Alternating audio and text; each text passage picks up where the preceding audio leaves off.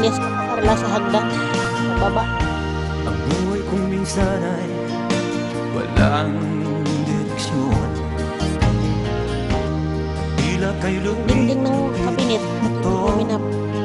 panahon.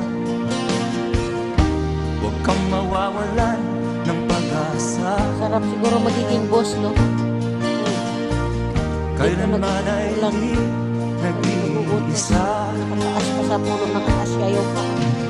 Huwag kang Inutusan. Gusto kong lumipat ng bahay. Linisin niya dyan. ituloy mo ang Nililinis niya dyan. Kaya nandun ang bahay niya. kaibigan. Ibig.